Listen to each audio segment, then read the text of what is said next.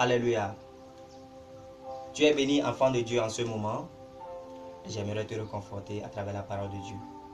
La grâce, ça appartient à Dieu. Et ce n'est pas un acquis. Non, non, non, non. C'est pas la foi que nous l'avons. Et puisque c'est la grâce, nous n'avons rien fait pour l'avoir. Si nous pensons faire n'importe quoi, alors celui qui détient la grâce, il a enlevé la grâce sur Saül, le premier roi d'Israël. Et il a donné ça à qui? À David. Ça veut dire que Dieu est autonome. Maintenant, il faut que nous nous répandions chaque jour. C'est la vie de chaque jour. Quand je t'offense, je dois savoir. Et en cela, la repentance n'est pas quelque chose qu'on doit dire, je vais me repentir. Non, non, non. Ça te transforme et tu ne pratiques plus le péché. Alléluia. Que le Seigneur te bénisse. Le thème de ce moment concerne Ézéchiel 16. Notre mission, la révélation dans Ézéchiel 16 concerne notre don. Les 5 ministères sont réservés aux hommes. Éphésiens 4, le verset 10 à 12. 1 Corinthiens 12 déclare les onctions. Alors, les femmes l'ont et les femmes travaillent dans le ministère des hommes. Et tout le monde est humble parce que Dieu est un Dieu d'ordre. L'ordre, c'est l'amour, ce n'est pas une loi. C'est l'amour, c'est la discipline, c'est ça. La Bible dit les disciples de Christ, ils sont comme Christ. Si tu as la grâce, tu vas vivre comme Christ. Tu ne dois pas dire que non, j'ai la grâce et puis bon. Non, il faut oublier la grâce de libéralité. Et pour comprendre la grâce de résurrection. Les gens pensent de la grâce de libéralité et ils veulent vivre dans la chair. Non, c'est ce que la Bible a dit à Galates. Il faut penser à la résurrection. Aujourd'hui, plusieurs vont quitter la terre. Ils vont où? C'est déjà la fin du monde.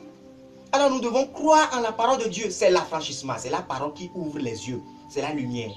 Il y a des messages, quand ça arrive maintenant, ça fait fuir les démons en toi. Ça te délivre. Ça fait fuir les ténèbres autour de toi. Et tu t'enracines. Pour continuer la marche, parce que nous combattrons les esprits ténébreux. Nous ne combattons pas la chair. Et Dieu dit, prie pour tes ennemis. Prie pour eux, pour la repentance. Quelqu'un qui est contre toi aujourd'hui, il va devenir chrétien. C'est ça même la mission. Nous travaillons dans le champ de Dieu. Si nous voyons dans Ézéchiel 16, le verset de la Bible dit, Fils de l'homme, fais connaître à Jérusalem ses abominations. Jérusalem, c'est l'église locale. Jérusalem, nous entrons dans la révélation. Je sais que d'autres hommes de Dieu comprennent cela. Ils vont enseigner. Les gens enseignent ça depuis. Moi aussi, je dois l'enseigner pour ouvrir les yeux à ceux qui sont fidèles au Seigneur. Alors là, ceux qui le comprennent déjà, ils disent gloire à Dieu parce qu'il m'a fait grâce de comprendre. C'est ça l'affranchissement. Quand tu comprends, tu es affranchissé. Understanding, tu comprends, tu fais un avec la chose. C'est la connaissance. Tu connais, tu fais un avec la chose. Nous connaissons Christ, nous faisons un avec Christ. Christ n'a pas de péché. Alors nous allons vivre dans l'adultère, la fornication, la drogue et dire que nous avons la grâce. Non, c'est impossible. Dieu peut nous rendre purs. Si Dieu peut nous donner la bénédiction de l'argent, du mariage, il va nous guérir, il va nous donner l'enracinement et sans tâche, comme la Bible dit. Alors, Jérusalem ici est l'église locale, c'est le champ de Dieu, tout le monde est là-bas. Si nous voyons dans versets 3 à 6, Dieu a délivré Jérusalem dans son sang. Il est en train de mourir. Comparé à une petite fille, un bébé, fille. C'est l'église locale, ce n'est pas l'église spirituelle. Parce qu'il y a tout le monde là-bas. Et le sang, ça signifie notre âme déchue. Alors Christ a donné son sang avant la création, même tout est accompli avant la création. Mais il va falloir que tout s'accomplisse. C'est pour ça, la Bible dit dans Matthieu 26, verset 41, priez sans cesse. Quand tu pries, l'accomplissement que Dieu a prévu va s'actualiser. Dieu aide-moi. Alors tu pries. Mais lorsque tu laisses tout, tu dis que Dieu a la grâce là, tu vas te voir dans un désordre total, dans la boue, dans le feu éternel. Parce que Christ même, qui savait tout, il continuait de prier pour que Dieu puisse actualiser et accomplir ce qu'il a prévu textuellement. Tout ceci par la foi. Ce n'est pas par la force, mais par la foi, tu vois les choses se réaliser. Alors Christ, dans Hébreux 2, verset 14, Christ a vaincu Satan. Qui est la puissance sur l'arbre de la connaissance du bien et du mal, qui est quoi? Qui est la première mort, qui est la rébellion, qui est l'adultère contre l'alliance de Dieu, qui est le faux mariage, le faux message, l'adoration de Satan. C'est ça l'arbre de la connaissance du bien et du mal. Et même Dieu a prévu ceci, la rébellion, pour prouver sa gloire. Alléluia. Pour sauver ses élus, pour montrer sa puissance à ses élus, pour se manifester en nous, ses enfants, en toi son enfant. Laisse-toi aller par la puissance et ne laisse pas aucun démon s'infiltrer. Alléluia. Dans verset 7, vous allez voir, le Seigneur a délivré l'église locale. Et si nous voyons dans Acte 8, verset 9 à 23, Acte 8, verset 9 à 23, un certain Simon qui était magicien, il a reçu la parole. Philippe l'a baptisé, mais il n'est jamais repenti. Pourquoi? Parce qu'il n'est pas affranchi du cœur.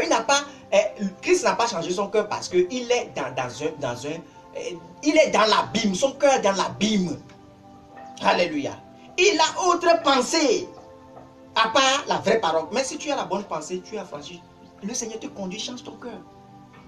Malgré que tout dépend de Dieu là. Dieu sait qu'il y a quelque chose qui nous a donné, qui est la puissance d'être Dieu.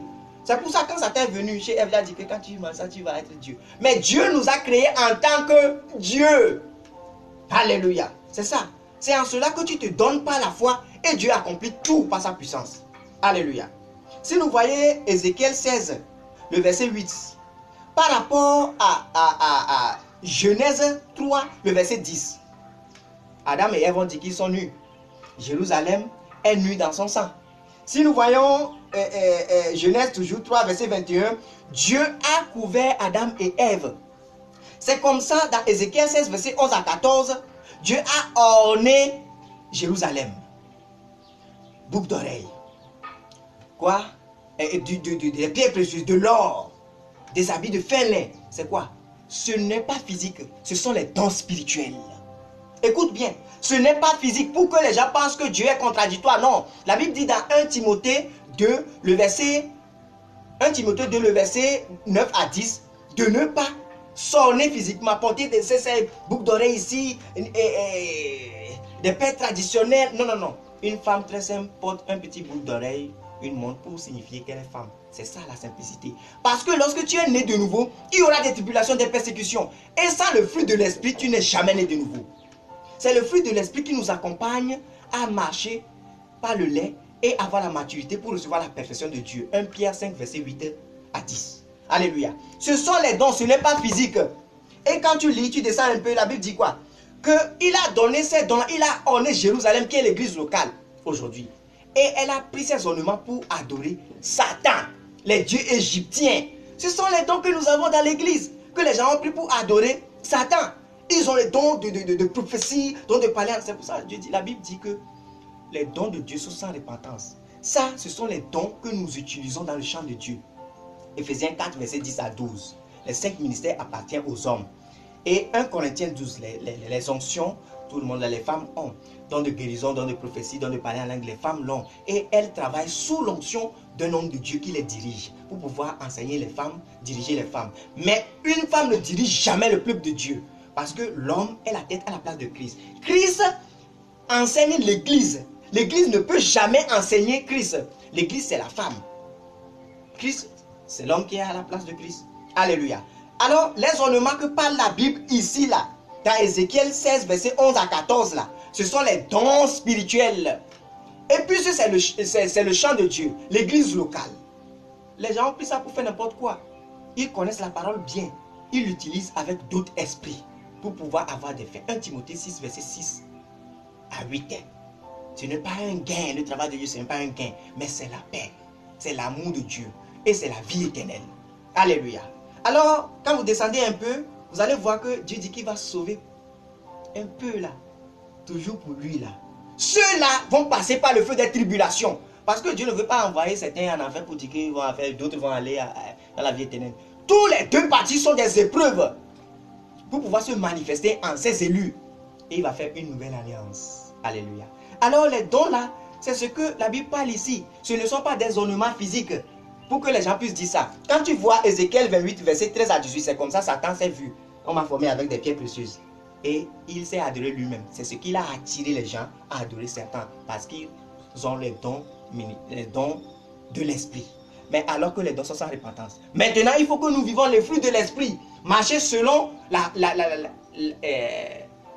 volonté de Dieu par sa miséricorde pour que nous aboutissions à la vie éternelle. Prie pour tes ennemis. Fais du bien. Vis le fruit de l'esprit. C'est indissociable de la vie d'un né de nouveau. Que Dieu vous bénisse. Amen.